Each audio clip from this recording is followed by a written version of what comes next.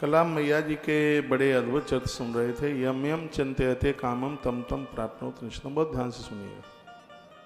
संपूर्ण समस्याओं के समाधान के लिए माँ की कृपा बड़ी एक अद्भुत कृपा है। धनुष टूटे जब माता जानकी भवानी के मंदिर में प्रार्थना करती है, माँ हमारा एक काम बना दो, तो हमें और आपको तो माँ से प्रार्थना करनी ही होगी। आदि शक्ति है, अनंत है, वह है। जब कोई नहीं था तब माँ, कोई नहीं रहेगा तब वह रहेगी। शब्दों में उसकी महिमा को बांधा नहीं जा सकता। ऐसे माई के चरणों में हम और आबंदन प्रणाम करते हैं। नवरात्रा तो आप करते ही हैं। एक बात मैं और निवेदन करूंगा, 9 गट लीजिए। नारियल नहीं, नारियल के अंदर का जो सूखा गोला होता है उसे चाकू से आर पार कीजिए। उसको एक मोटा सा कलावा बना करके 9 वो गट उसमें पुरो दीजिए। फिर जिस मंदिर में आपने जो मंदिर बनाया वहाँ या घर के प्रमुख दरवाजे पर भी 2 कीलें ठोक करके, एक इधर एक उधर, जैसे बंधनवार बांधते हैं। कभी आपने अशोक वगैरह के पत्ते बंधनवार बना के जैसे कभी आपने बांधा हो। आप कल का पुराण जरूर पढ़िए, उसमें मैया जी की पूजा के बहुत विधान का वर्णन किया है। तो 9 गोले उसमें बांध करके फिर आप उसको दरवाजे पर उसको लगा दीजिए, या मंदिर में प्रवेश करते हैं उसके ऊपर एक बंधन वार की तरह लगाइए। और जब आपका अनुष्ठान 9वें दिन में जाकर के पूरा हो जाता है, तब उसके छोटे छोटे टुकड़े करके उन 9 गटकों को आप हवन यज्ञ में समाहित कर दीजिए। सिगरी समस्याओं का समाधान होगा, आनंद हो जाए, कमाल हो जाए। एक बार फिर रिपीट करूं कि आप समझ गए। 9 सूखा गोला, यहाँ तो क्या बोलते हैं मालूम नहीं है। नारियल अलग होता है, अंदर का गोला गिद्दी का वो अलग होता है। क्या बोलते हैं? गट गट बोलते हैं। तो उसमें छेद करना है, उसमें फिर उसको कलावे में पुरोना है 9 गट। फिर जहाँ आप अनुष्ठान कर रहे हैं वहाँ या घर का प्रमुख दरवाजा है वहाँ, अब घर के बाहर लगाएंगे तो लोग देखेंगे ये क्या तंत्र मंत्र सा कर रहे हैं, तो ये आप अपने अंदर उसमें लगा दीजिए। आपके घर के ऊपर किसी का किसी भी प्रकार का तंत्र मंत्र उल्टा पुल्टा जिंदगी में कभी नहीं होगा। और उसको अष्टमी की रात्रि को हवन हो रहा है तो उस दिन, नहीं तो फिर 9वीं के दिन उसके छोटे छोटे टुकड़े करके और उसको फिर यज्ञ में आहूत कर दीजिएगा। ये लिख लेना, मुझे बाद में ध्यान रख के नहीं रहा, बहुत नई सी बात है। और इतनी बढ़िया बात है कि 32 साल में पहली बार बोली है मैंने, इतनी बढ़िया बात। तो यह आप कर सकते हैं, बहुत आनंद हो जाएगा।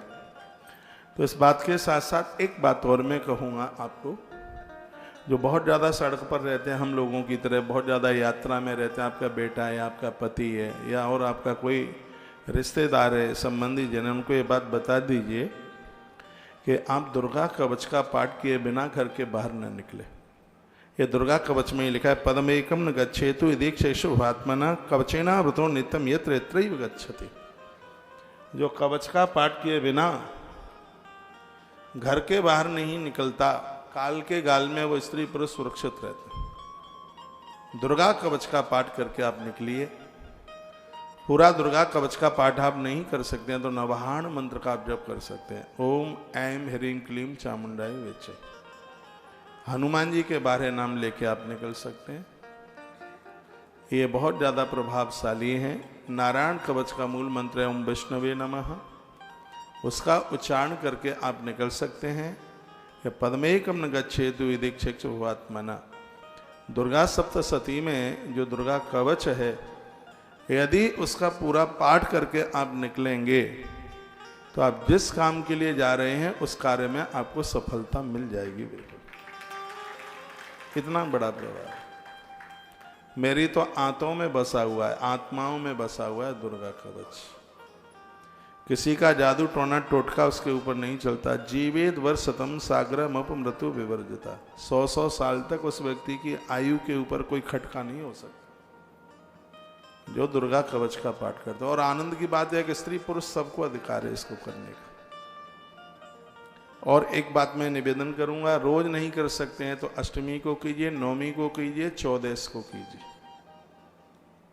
इसमें माताजी के 108 नाम हैं। शुरू में मंगलवार के दिन अमावस्या पड़ जाए और रात के समय उसका पाठ कर लिया जाए, माताजी की साधना सिद्ध हो जाएगी। इतनी बड़ी उसकी महिमा। तो पद्मेकम गच्छेतु दीक्षेत्मना कवचेनावृतो नित्यम यत् यत्रैव गच्छति। यदि अपने शरीर का भला चाहने वाले लोग मनुष्य बिना कवच के कहीं एक पग भी न जाएं, कवच का पाठ करके ही यात्रा करें। कवच के द्वारा सब ओर से सुरक्षित मनुष्य। एक बार के लिए सरकारी फौज उनके साथ लगा दी जाए तो घटना घट सकती है, लेकिन जो दुर्गा कवच का पाठ करके निकलता है उसके साथ कभी जिंदगी में कोई घटना नहीं घटेगी। पुलिस वाले एक्सीडेंट नहीं रोक सकते और ऐसी घटनाएं नहीं रोक सकते, लेकिन मैया का दुर्गा का ये कवच है, किसी भी प्रकार की कभी कोई दिक्कत नहीं हो सकती। इतनी बड़ी महिमा दुर्गा कवच की है। जितने भी महान बाप टीवी पर सुन रहे हैं, मोबाइल में सुन रहे हैं, इस बात को ठीक से सुन लीजिए। नश्यन्ति व्याधया सर्वे लूता विस्फोटकादया।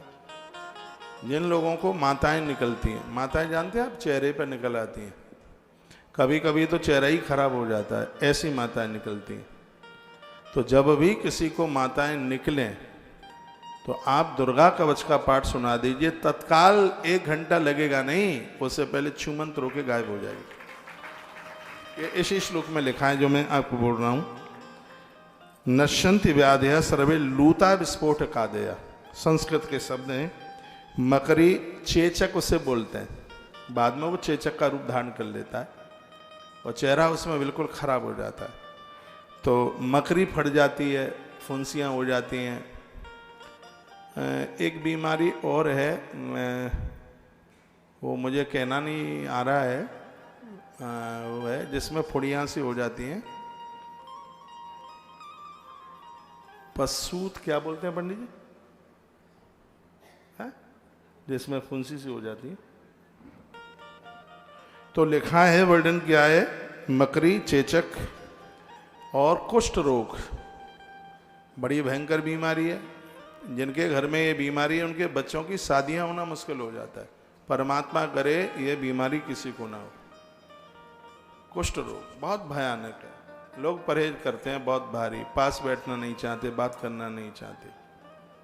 तो इस ग्रंथ में ये वर्णन किया गया है कि जो दुर्गा कवच का पाठ करता रहेगा वह इन संपूर्ण बीमारियों से बच जाएगा। मैं एक बात का मैं निवेदन करूंगा, और मेरी कोई ज़बरदस्ती नहीं, आप बहुत पूजा पाठ करते हैं, भगवान को नहलाते धुलाते हैं, आप बहुत कुछ करते हैं, लेकिन स्तोत्र जरूर कोई न कोई आप नित्य उच्चारण कीजिए। राम रक्षा स्तोत्र कर सकते हैं, नारायण कवच कर सकते हैं, सिद्धि कुंज का स्तोत्र कर सकते हैं, दुर्गा देवी कवच आप कर सकते हैं।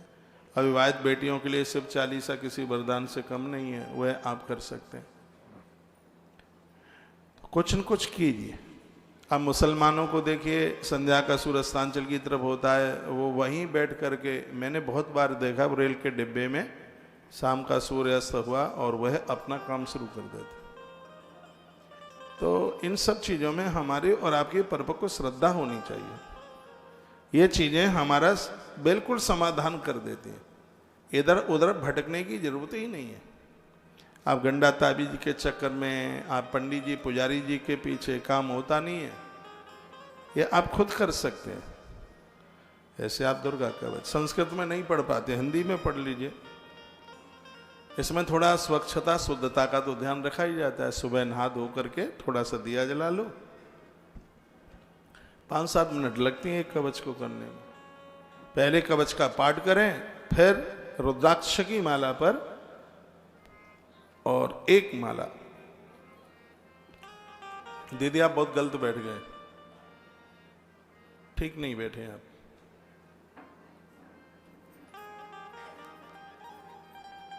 और थोड़ा सा पीछे हो जाओ, कैमरा घूमने में दिक्कत होगी। उठो पीछे, थोड़ा नहीं, यहीं से थोड़ा पीछे कर दो। अब इनको ठीक नहीं लगेगा, कहेंगे मैं हटा दिया। थोड़ा सा और पीछे हो जाओ, देखो यही तो होगा। मेरा निवेदन है, कथा शुरू होने के बाद फूल पत्तियां आप लेके आते हैं, अपने पास रखिए, और आरती के बाद तो सब लोगों को ऊपर आना ही होता है, उस समय चढ़ा दीजिए। थोड़ा ध्यान भी भटकता है, फिर ये लगता है कि आप तुलसी चढ़ा रहे हैं कि नोट चढ़ा रहे हैं, तो फिर ध्यान उधर चला जाता है। तो काहे को हम ध्यान उधर उधर। हाँ, नोट भी चढ़ाएंगे तो भी हम रोक देंगे आपको कथा के बीच में। कथा ही तो हमारी प्रमुख बात है। लोग ये कह करके कम थोड़ी ऐसा नहीं आए कि चंदा मांगने के लिए कौशिक महाराज आए हैं, चलो चंदा देने के लिए, ऐसा तो कोई बोलता नहीं है आप में। आप यही कहते हैं कौशिक महाराज वृंदावन से देवी भागवत कथा सुनाने के लिए आए हैं, चलो कथा में। तो फिर हमें कथा में तो पूरा ही ध्यान रखना होगा। देखो ये माताएं कितनी अच्छी हैं, पीछे से आ रही हैं, सबसे पीछे बैठती हुई जा रही हैं, तालियां बजाओ इनके लिए पहले। ये नियम है, सिस्टम है, ये होना चाहिए। जाओ हमारी राम जी ले लो, बैठो। जगह छोटी पड़ेगी, अभी तो आज सेकंड डे है, बैठिए। और भी जो भी टीवी वगैरह पर सुन रहे हैं, कृष्ण भवन एड्रेस मुझे पता नहीं है, हावड़ा में है ये जगह, और आप सब आइए, कथा में बहुत आनंद आएगा। अब मैं जो बोल रहा था वो सुनिए। नश्यन्ति व्याधिया सर्वे लूता विस्फोट कादया स्थावरम जंगमम चैव कृतम चापि यदृशम। कोई भी किसी भी प्रकार की बीमारी है, आप दुर्गा कवच का पाठ करते हैं, आप शुरू तो कीजिएगा, न स्वस्थ हो जाए, न मैं रोक रहा हूं, आप आ रहे हैं।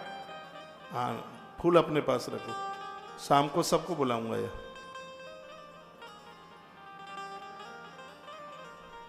कोई एक मजबूत सी जी बैठ जाओ, उधर से रोकते रहना। बिटिया तुम रोकना है, बेटा तो रोकना हो। हाँ यहीं बैठ जा, आगे मत आने देना।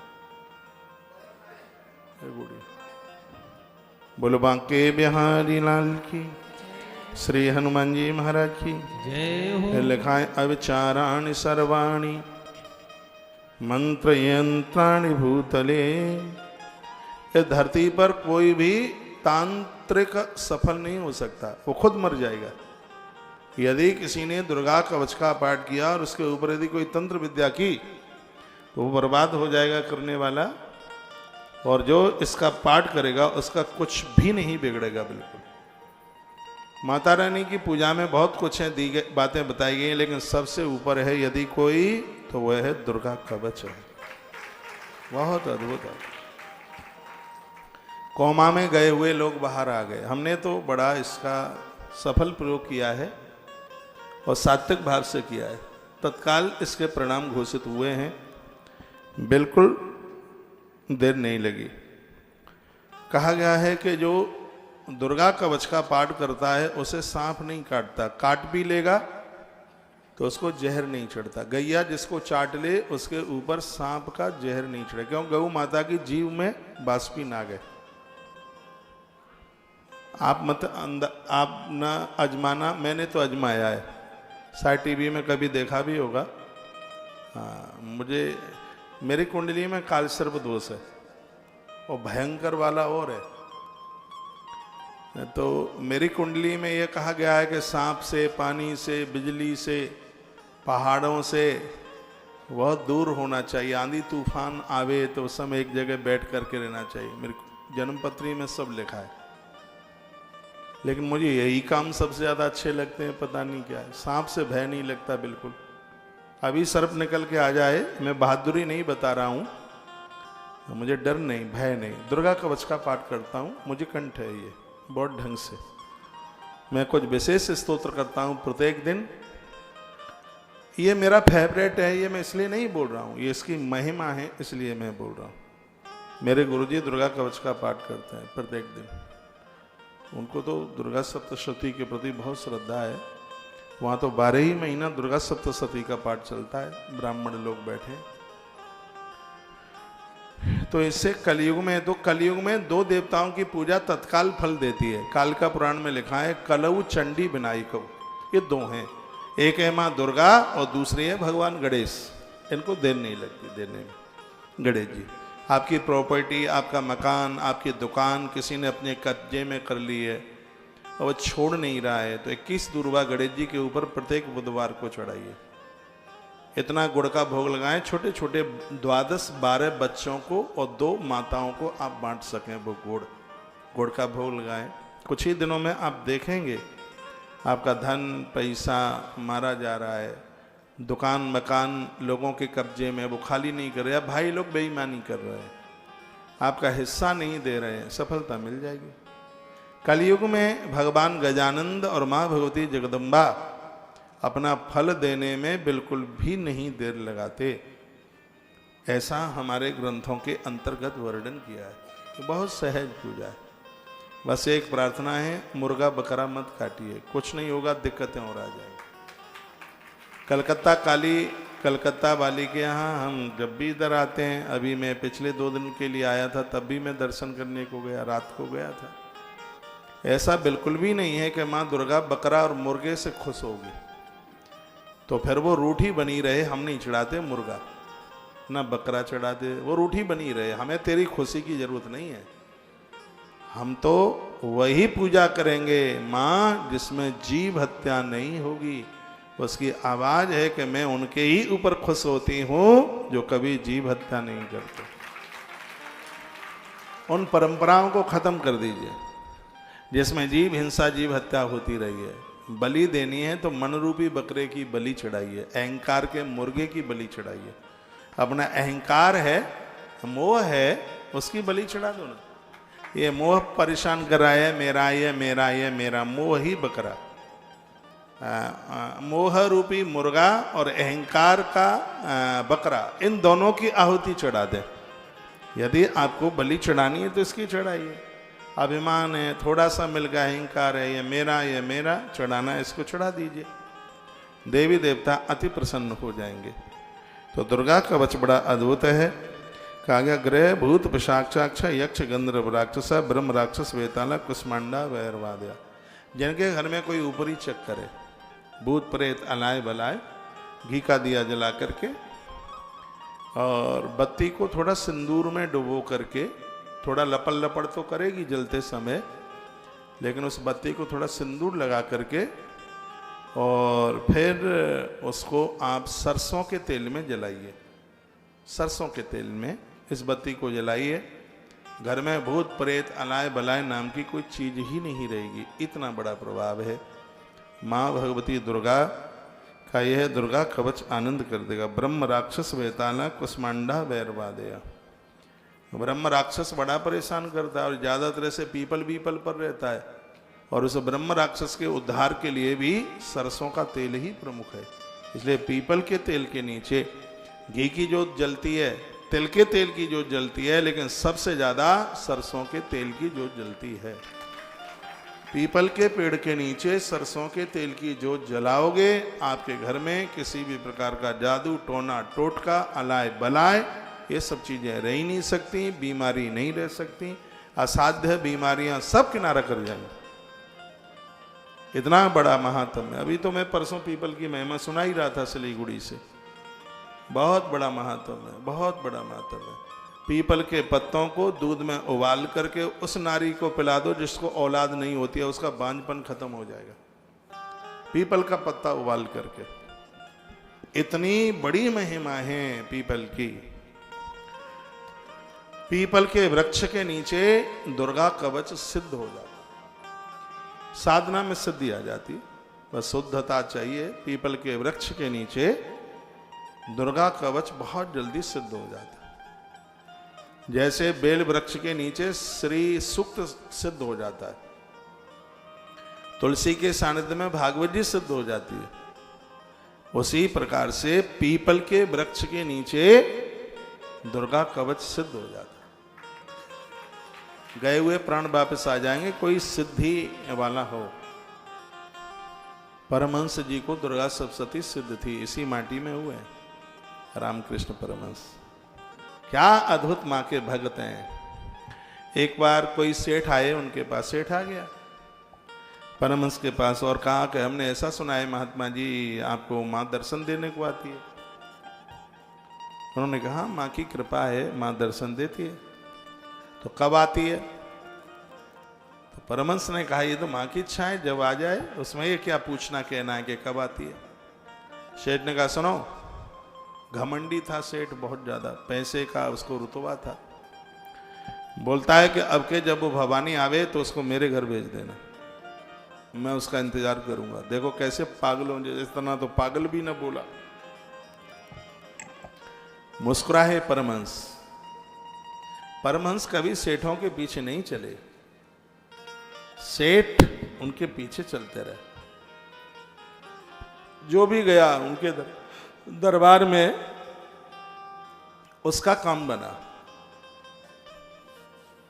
तो परमहंस ने, रामकृष्ण परमहंस जी ने पूछा, सुनिए अच्छा तो मैया जी को कौन से पते पर भेजूं? तो उसने अपने ऑफिस का वो दे दिया, पता दे दिया, 9 से 5 ऑफिस मिलता हूं, यहां भेज देना। तो बैठिए, आप बैठो भैया, बैठो, सोफे वोफे भी खाली है, इधर भी जगह खाली है।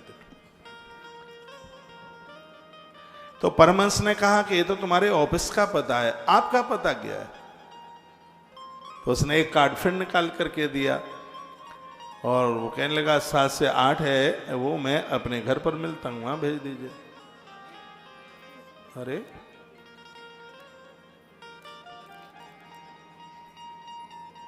इधर देखो, आप बहुत अच्छे लग रहे हैं, सब नजर न लगे, गोल मटोल लग रहे। तो परमहंस ने कहा ये तो तुम्हारे घर का पता है, तुम्हारा पता क्या है? सेठ ने कहा आदमी का क्या पता होता है, घर का ही तो पता होता है। परमहंस ने कहा सुन, जिस समय तुझे अपने पते का पता लग जाएगा उस दिन मां स्वयं चली आएगी, मुझे नहीं कहना पड़ेगा कि सेठ के घर चली जा। लोग दुनिया का पता लगाने में लगे हैं, अपना पता लगाइए। परमहंस को दुर्गा सप्तशती सिद्ध थी, उन्होंने जो मुंह से बोल दिया वह पूरा हुआ। उनके प्रति मेरी भारी श्रद्धा। अभी तो एक दिन मठ में जाना है मुझे, बेलूर मठ, जब आया हूं तब गया हूं, बड़ी सिद्ध जगह, माता जी के किनारे पर बसी हुई है। आप तो जाते ही होंगे, आप तो बड़े भाग्यशाली हैं, लगता है रोज आप काली मंदिर जाते होंगे, हैं?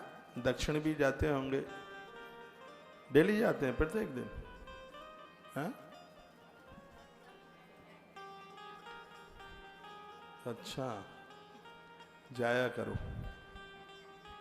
कलयुग में मां सिद्ध है अपने आप में। नश्यंती दर्शनातस्य कवचे हृदय संसते मानो नित्र भवे राग तेजो वृद्धि कर्म परम। बड़ा अद्भुत लिखा है, जो दुर्गा कवच का पाठ करता है, ऐसे मनुष्य का यदि किसी ने दर्शन भी कर लिया तो देखने वाले के तेज की वृद्धि हो जाएगी। जैसे से महापुराण में एक श्लोक है कि यदि मुख से कोई श्री शिवाय नमस्तुभ्यम बोले, प्रणाम करे, वो जपने वाला मंत्र नहीं है बोलने के लिए, श्री शिवाय नमस्तुभ्यम, उसके मुख से ये शब्द निकला और किसी ने उसके मुख का दर्शन कर लिया तो उस ग्रंथ में लिखा है तत्काल उस व्यक्ति को प्रयाग में त्रिवेणी नहाने का फल प्राप्त हो जाता है, सिर्फ मुख दर्शन करने मात्र। इतनी ही बड़ी नहीं। आप राम राम जिस समय अपने मुख से उच्चारण करते हैं, तुम्हारी चित्रकूट की यात्रा हो जाती है तत्काल, बिना जाए हुए चित्रकूट घूम के आ जाते हैं। आपने मुख से इन देवताओं के नाम का उच्चारण किया है, उसकी फलश्रुति तत्काल प्राप्त हो जाती है। इसमें बिल्कुल भी देर नहीं है। क्या सुनल का नश्यंति दर्शनातस्य कवचे हृदय संस्थिते। जो दुर्गा कवच का पाठ करता है उसका कोई मुख देख ले तो देखने वाले की परेशानियां समाप्त हो जाती हैं और उसके तेज की वृद्धि होती है। इतना बड़ा प्रभाव श्री दुर्गा कवच का है। यशसा वर्धते सोपी कीर्तिमंडित भूतले जपेत सप्तशतीं चंडीं कृत्वा तु कवचम पुरा। आप दुर्गा सप्तशती का पाठ करते हैं, यदि उसमें कवच का पाठ नहीं करते तो दुर्गा सप्तशती के पाठ को पूरा नहीं माना जाता। कवच का पाठ करने वाला पुरुष अपनी कीर्ति से विभूषित होकर भूतल पर अपने श्रेष्ठ के साथ साथ वृद्धि को प्राप्त होता है। जो पहले कवच का पाठ करता है बाद में दुर्गा सप्तशती का पाठ करता है तो दुर्गा सप्तशती के पाठ की गणना बढ़ जाती है। ये ध्यान से सुनिएगा। ऐसा नहीं है कि पहले आप 13 अध्याय कर लें उसके बाद में कवच का पाठ करें, नहीं, पहले दुर्गा कवच का पाठ करें, उसके बाद नवाहन मंत्र की एक माला जपें और उसके तत्पश्चात फिर आप दुर्गा पाठ आरंभ कर दें। बाद में कुछ रहस्य हैं, 3 रहस्य हैं, उनका पाठ कर लीजिए, सिद्ध कुंज का स्तोत्र कर लीजिए, 32 नाम माई के कर लीजिएगा, फिर एक क्षमा याचना का स्तोत्र है वो कर लीजिएगा, पाठ पूरा हो गया, आनंद हो गया। कुछ ही दिनों करके देख लीजिए। अभी माँ के महीने में गुप्त नवरात्र आएगी तब कर लेना, रोज भी कर सकते हो तो बहुत आनंद हो जाएगा, कमाल हो जाएगा, आपको कहीं इधर उधर भटकने की जरूरत ही नहीं पड़ेगी। एक माई बोलती है, महाराज जी आपने कथा सुना करके हमें आधे से ज्यादा पंडित बना दिया। मैंने कहा थोड़ा इंतजार कर लो, पूरा ही पंडित बनाना है। अभी तो आपको पंचांग और देखना सिखाना है, पत्रा कैसे सीखा जाता है।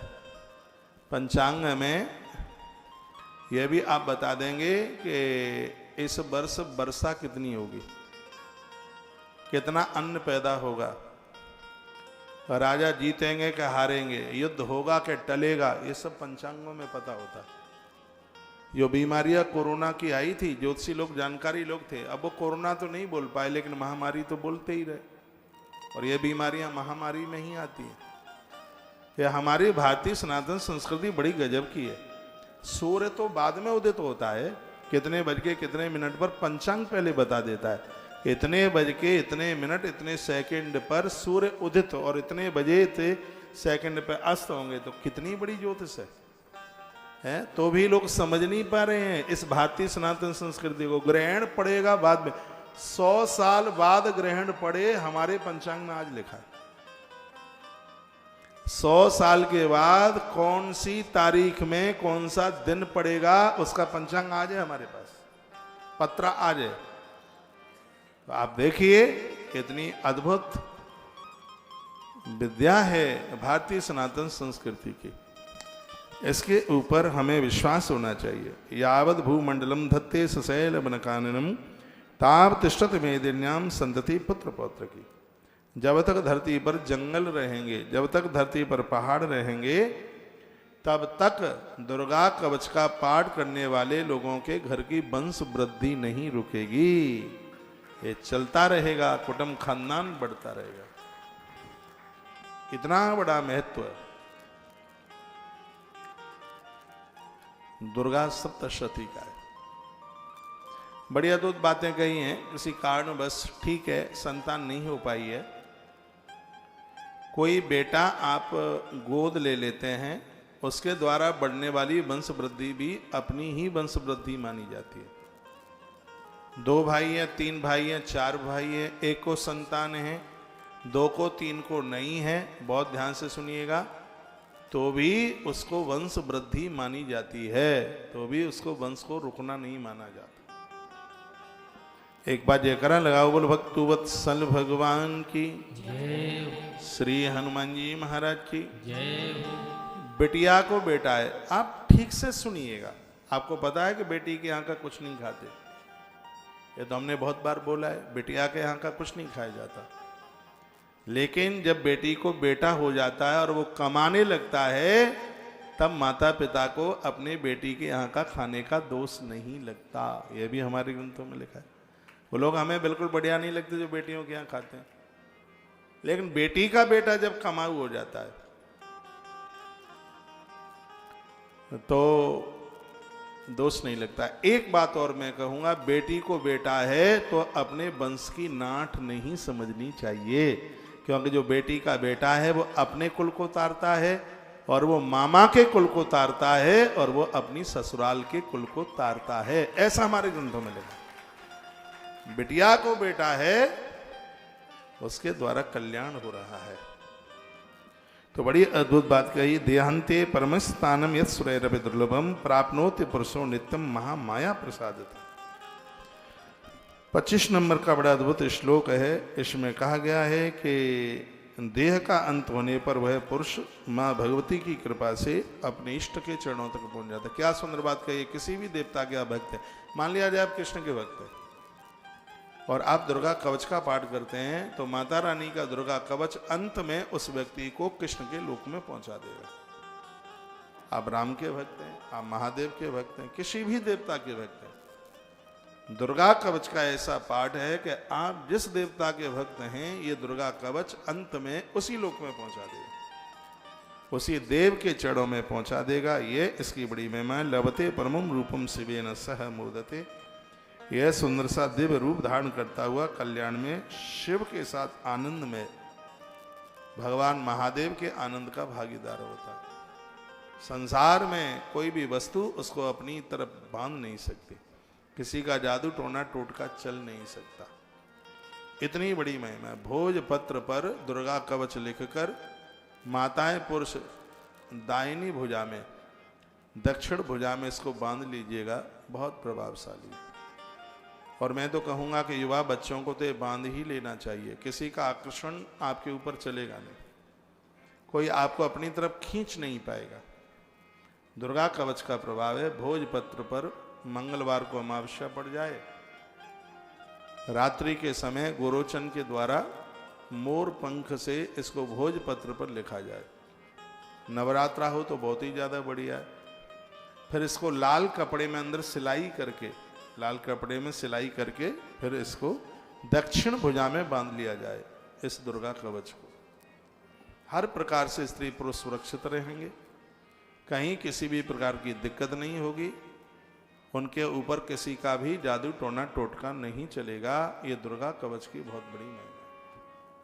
मैंने तो इसके बड़े प्रभाव देखे हैं और मुझे इसके लिए कहीं से प्रमाण लेने की जरूरत नहीं है, उसके लिए मैं खुद ही प्रमाणित हूं। मैंने इसकी बड़ी महिमा देखी है दुर्गा कवच की। तो वह एक श्लोक फिर मैं सुना रहा हूं। पद्मेकम न गच्छेतु यदीक्षिक्ष भवात्मना, घर के दरवाजे से बिना दुर्गा कवच का पाठ किए बिना एक पांव भी आगे मत रखिए। कल मैं निवेदन कर रहा था, तुम्हारे माई बाप ने तुम्हें इतना पढ़ाया लिखाया, करेला तो वैसे भी बना लेते आप बिना पढ़े, अरबी बना लेते, साग सब्जी रोटियां तो वैसे भी बना लेते आप। तो घर गृहस्थी के काम धाम के लिए पढ़ाई कराई है। हमारी दादी बिल्कुल नहीं पढ़ी थी, उसको तो अंगूठा भी नहीं लगाना आता था। इतनी बढ़िया चीज़ें, भरेमा बैगन ऐसा बनाती थी कि पूछो ही मत। हम तो बहुत छोटे छोटे छटंका से होते थे, बड़ी होशियार थी। तो आप घर गृहस्थी चला रहे हैं, इसके लिए आपके माता पिता ने आपको नहीं पढ़ाया, फिर आप अपने कुनबे को परतंत्रता से स्वतंत्र कर सके, उनका कल्याण कर सकें, उन्हें मनुष्य बना सकें, नारी का इसलिए योग्य होना बहुत ज़्यादा जरूरी है। हाँ, मोबाइल चलाइए, मैं क्यों मना करूँगा, लेकिन बच्चों के लिए पूरा ध्यान दीजिए। आपका पूजा पाठ बहुत ज़्यादा लगता है और ये सब चीज़ें होती हैं। कर्म कांड बड़ा प्रमुख है। हमारे वेद में सबसे ज़्यादा तो मंत्र कर्म कांड के ही है। ज्ञान कांड के 4000 हैं, भक्ति कांड के 16000 हैं और कर्म कांड के मंत्र हैं 80,000, सबसे ज्यादा। सफला एकादशी आ रही है कल, और आज मैंने एक वीडियो डाला है, सुबह मोबाइल में खुलेगी 6 बजे वीडियो, उसको सुन लीजिएगा। 11 तरह के फल बताए मैंने, थोड़ा थोड़ा फल रख लेना, साबुत केला रखना, और कल संध्या के समय यानी 26 तारीख की शाम को 11 दिए जलाना। आपके काम रुकेंगे नहीं, सिगरेट सफल ही सफल होंगे। मैंने पद्म पुराण के उत्तरखंड से ये वीडियो डाली है, आज ही मैंने रिकॉर्ड कराई है, शाम तक, कल सुबह तक पहुंच जाएगी। उसमें सफला एकादशी की व्रत कथा के बारे में भी बोला। हम तो जो भी वीडियो डालते हैं उसमें चौपाई, श्लोक वगैरह, जिससे पता लगता है कि बात प्रमाणित है। आज इस देश में, दुनिया में लाखों परिवार ऐसे हैं जो हमारी वीडियो सुन करके ही 11 का व्रत करते हैं, एकादशी का व्रत करते हैं। तो वो बात बहुत प्रमाण करके आपके पास भेजी जाती है। तो आपको किसी के भरोसे जीवन नहीं जीना है, आप स्वयं का भरोसा कीजिए। ये सब करते रहा करो, जल्दी बूढ़े नहीं होगे, पड़े रहोगे बिस्तर पर लेटे लेटे पापड़ खाते हो। ये कोई बात है? कुछ जीजियां तो लेटी लेटी ही पानी पीती हैं बिस्तर पर। थोड़ा बैठिए, कुर्सी पर पाम कम लटकाइए, खून का थक्का बनेगा, हड्डियों में गैप होगा, कैल्शियम की कमी होगी। मैं बहुत कम कुर्सी पर बैठता हूँ, यहाँ मैं आसन लगा के बैठा हूँ, ये मेरे लिए बहुत फायदेमंद है। मैं ज़्यादातर ऐसे आसन लगा के ही मैं बैठता हूँ। एक छोटी सी और आदत हो गई है मुझे नीम करोली बाबा का आसन लगाने की। नीम करोली बाबा हनुमान जी के बड़े परम भक्त हैं, ज़्यादातर ऐसे वो ऐसे बैठते थे।